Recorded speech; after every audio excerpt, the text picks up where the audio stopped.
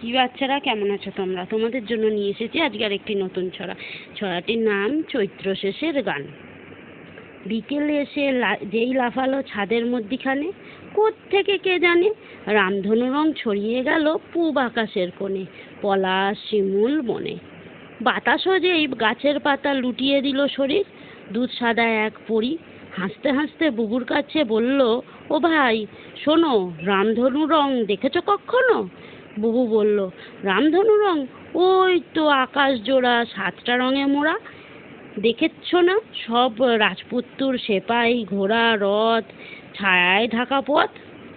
পরি বলল, জানো কি ভাই, আকাশ কেন আজ পড়েছে এই সাজে? বুবু বলল, জানি তো, আজ বর্ষবরণ, তাই খুশির সাজে সেজেছে সবাই।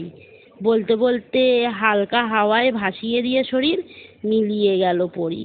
সবার সঙ্গে বুবুরও মনে বাজলো খুশির টান, চৈত্র শেষের গান।